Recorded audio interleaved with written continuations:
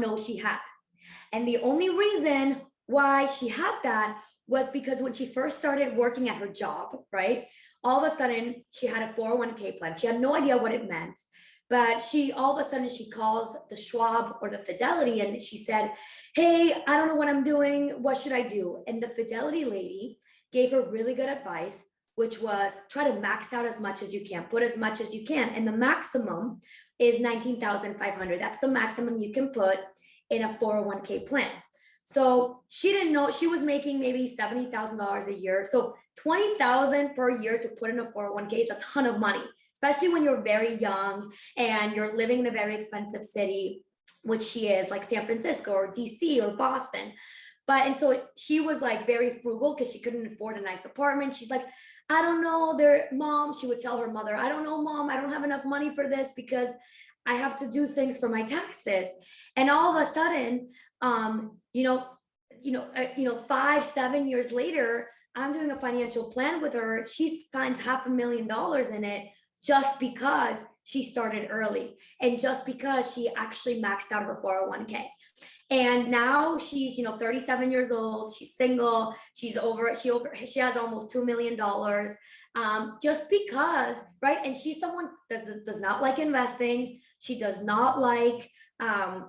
She's like, I don't want to know anything about investing. I'm so scared of the stock market. But once she found that $500,000 in her 401k, she became obsessed with learning and empowering herself and just educating. So I'm just saying, if you're young, right, in your 20s, my goal would be try to put as much as you can.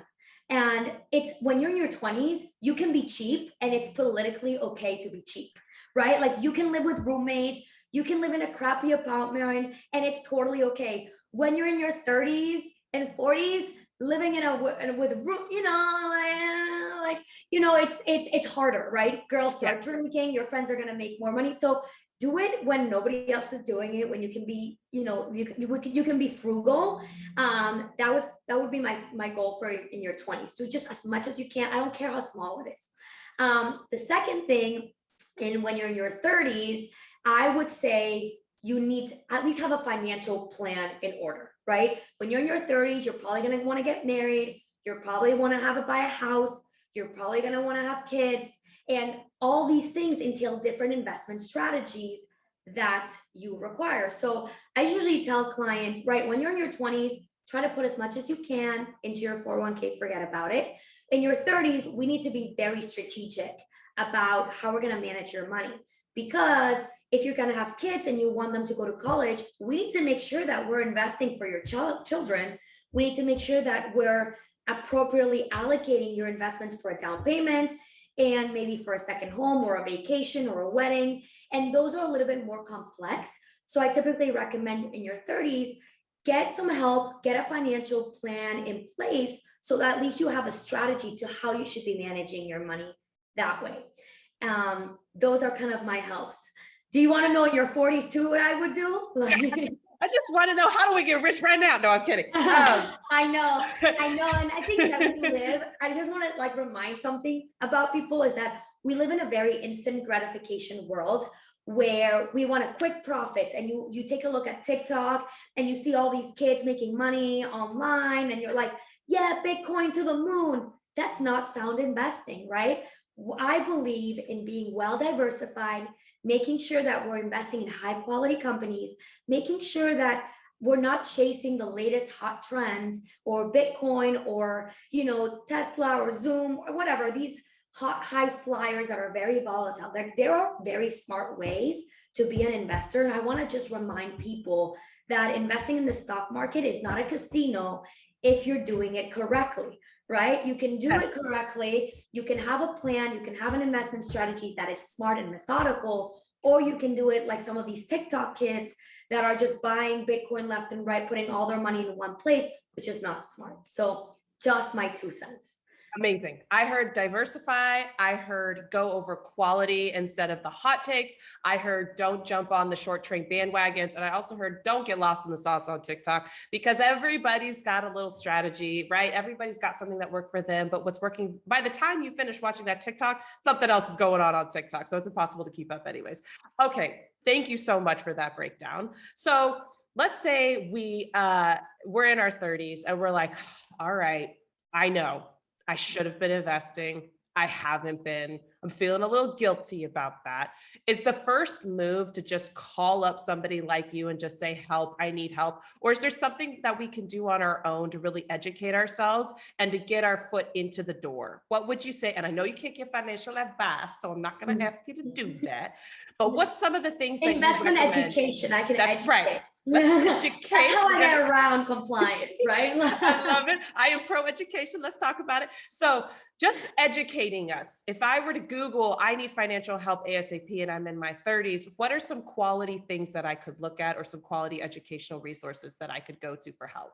Perfect. So if in your 30s and you make roughly around, let's just say you make a roughly less than 120,000 or so, I would do is look into Investopedia is one of my favorite resources. So I'm very active on Instagram because I try to put myself on Instagram so I can help educate those people that are on Instagram and TikTok and learning that financial advice. So I give so much advice. So you can start there. That's free. I think that's the best way. I love Investopedia to learn. But if you're in your 30s, number one, don't feel bad about it. Don't feel bad about it because most people start very late, right? And I have a new client as well, who he's in his early 30s and he was kicking himself for not opening a Roth IRA sooner. So for those that are new to your show, a Roth IRA is a very tax efficient investment that allows you to basically pay taxes once and never have to pay taxes again. So it's like you have to do it if you're eligible for one.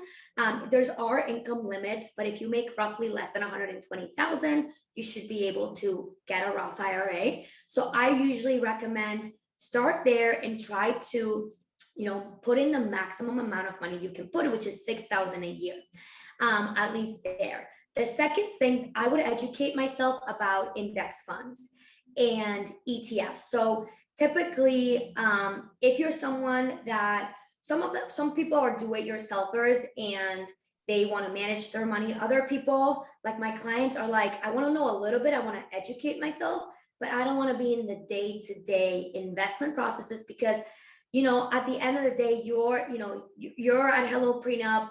You guys follow the law and what's happening in, with Congress and how laws are changing. I'm doing the same thing with the tax laws, with investment vehicles. And so that's my job, right? So I typically recommend if, come to someone like me. I do a free consultation at first. So I'm more than happy to just take a look at your account and see what you could do. And if you're the right client, it's great. Maybe we can onboard you. If you're not, I'm always going to give you some education or tips that you can do to try to get ahead for your situation. So for example, I had a client or a prospect that came with me. She was in her 30s. She was just recently married. And she said, I have 100,000. I don't know what to do with it. And then she later on told me she wanted to buy a house this year. I said, hey, listen, I'm not going to take your money and invest it. Why don't you take this money, put it in cash, because you're going to need it for a down payment. I don't want to invest that money if it's going to be next year. So that alone gave her the peace of mind to know that it's okay that it's not being invested. At least I have a plan for that. It's to buy this home and it's okay. So at least, just talking to someone, I'm not a pushy person, but talking to someone really, really helps. And that's what makes me happy, is to allow people to just feel like, oh, I'm so happy I called you. I feel so good. For me, it's not a big deal, but for people, one little tweak can really change your life. So amazing, especially because it's all about leaving the shame at the door. Like, it doesn't matter what we're starting with. Nobody's going to judge. And if you're coming in with 50K in debt and you have a goal to buy a house, like, all of these things are relevant. And I'm sure there is a plan for every single person. So I love it. I heard we're going to talk to people that know what they're talking about. And it's okay to onboard somebody like you, Silvia, that this is what you do for a living. So I'm the same way personally with my finances. I'm like, oh my God, I don't even like to gamble a dollar. So for me to invest is like, this is really hairy and scary. Like, what if the stock market crashes? What is an EFT, NFT, all this, we're getting all these labels now of like, oh my God, things we should be doing, shouldn't be doing. But I heard just go to somebody that knows what they're talking about and pick the person